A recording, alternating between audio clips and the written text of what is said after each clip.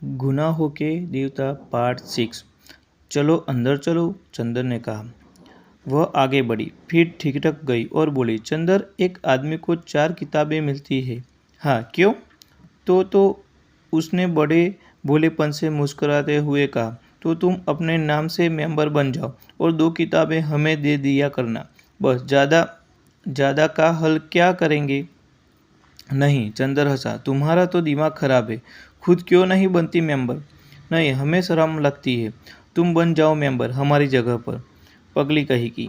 चंदर ने उसका कंधा पकड़कर आगे से चलते हुए कहा, वाह रे शर्म, अभी कल ब्याह हो तो कहना, हमारी जगह तुम बैठ जाओ।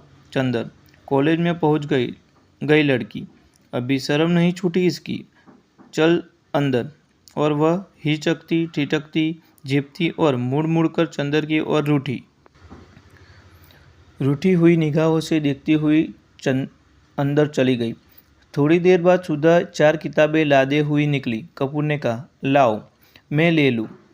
तो बांस की पतली टहनी की तरह लहरा कर बोली, सदस्य मैं हूँ, तुम्हें क्यों दूँ किताबें?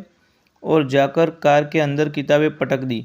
फिर बोली, आओ बैठो चंदर, मैं अब घर जाऊंगा।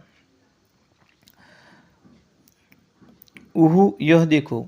और उसने भीतर के कागजों का एक बंडल निकाला और बोली, देखो, यह पापा ने तुम्हारे लिए दिया है। लखनऊ में कॉन्फ्रेंस है ना, वही पढ़ने के लिए यह निमन लिखा है उन्होंने। शाम तक यह टाइप हो जाना चाहिए। जहाँ संख्याएं हैं वहाँ खुद आपको बैठकर बोलना होगा।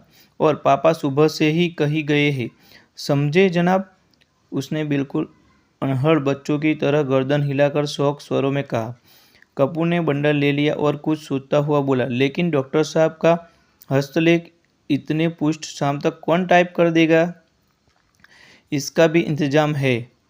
और अपने ब्लाउज में से एक पत्र निकालकर चंदर के हाथ में देती हुई बोली, यह कोई पापा की पुरानी ईसाई छात्रा है, टाइपलिस्ट। इसके घर में तुम्हें पहुंचा देती हूँ।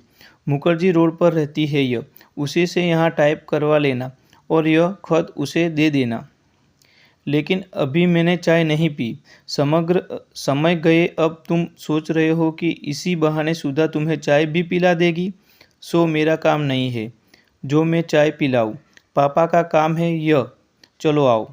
चंदर जाकर भीतर बैठ गया और किताबें उठाकर देखने लगा।